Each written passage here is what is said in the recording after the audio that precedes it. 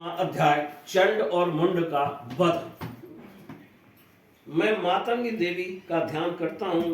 वे रत्न में सिंहासन पर बैठकर पढ़ते हुए तोते का मधुर शब्द सुन रही हैं। उनके शरीर का वर्ण श्याम है। वे अपना एक पैर कमल पर रखे हुए हैं और मस्तक पर अर्धचंद्र धारण करती हैं तथा कहार पुष्पों की माला धारण किए बीड़ा बजाती हैं। उनके अंगों में कसी हुई चोली शोभा पा रही है। वे लाल रंग की साड़ी पहने हाथ में शंख में पात्र लिए हुए हैं। उनके बदन पर मधु का हल्का हल्का प्रभाव जान पड़ता है और ललाट में बैंधी शोभा दे रही है।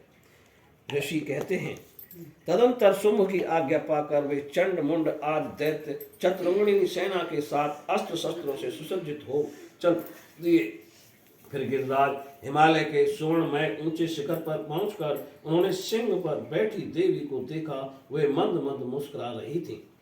उन्हें देखकर दैत्य लोग तत्परता से पकड़ने का उद्योग करने लगे। किसी ने धनुष तान लिया, किसी ने तलवार संभाली और कुछ लोग देवी के पास आकर खड़े हो गए। तब अंबिका ने उन शस्त्रुओं के प्रति बड़ा क्रोध किया। उस समय क्रोध के कारण उनका मुख काला पड़ गया, ललाट में भौएं टेढ़ी हो गईं और वहां से तुरंत विकराल मुखी काली प्रकट हुई जो तलवार और पास लिए हुए थी। वे विचित्र खड़ग वांग धारण किए और चीते के चर्म की साड़ी पहने नर मुंडों की मसालें विभूति थीं। उनके शरीर का मांस सूख गया था, केवल हड्डियों का ढांचा था जिससे वे अत्यंत भयंकर जान पड़ती थीं।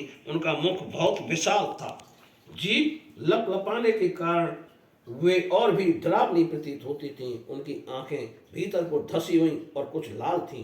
वे अपनी भयंकर गर्जना से संपूर्ण दिशाओं को गूंजा रही थीं। बड़े बड़े दैत्यों का वध करती हुई वे काली देवी बड़े वेग से दैत्यों की उस सेना पर टूट पड़ी और उन सबको भक्षण करने लगी।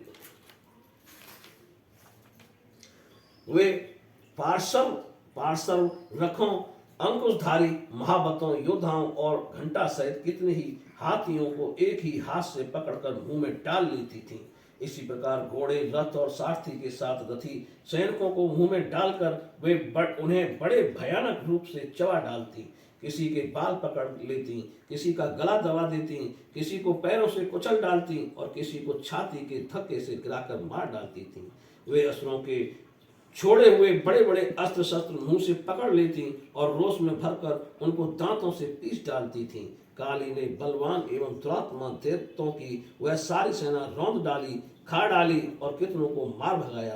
कोई तलवार के घाट उतारे गए, कोई खड़ंग वहां से पीटे गए और कोई कितने ही असुर दांतों के अग्रभाग से कुचले जाकर मृत्यु को प्राप्त हुए। इस प्रकार देवी ने असुरों की उस सारी सेना को क्षण भर में मार गिराया। यह देखकर चंड उन अत्यंत भयानक काली देवी की ओर दौड़ा तथा महादैत्य मुंड ने भी अत्यंत भयंकर बाणों की वर्षा से तथा हजारों बार चलाए हुए चक्रों से उन भयानक नेत्रों वाली देवी को आच्छादित कर दिया।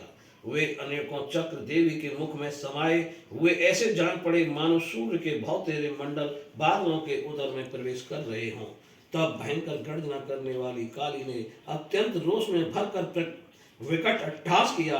उस समय उनके विकराल बदन के भीतर कठिनता से देखे जा सकने वाले दांतों की प्रभा से वे अत्यंत उज्जवल दिखाई देती थीं। देवी ने बहुत बड़ी तलवार हाथ में ले हं का उच्चारण करके चंड पर धावा किया और उसके केश पकड़कर उसी तलवार से उसका मस्तक काट डाला। चंड को मारा गया देखकर मुंड भी देवी की ओर दौड़ा। तब देवी ने रोष में भरकर उसे भी तलवार से घायल करके धरती पर सुला दिया। महापराक्रमी चंड और मुंड को मारा गया देख मरने से बची हुई बाकी सेना भय से व्याकुल हो चारों ओर भाग गई।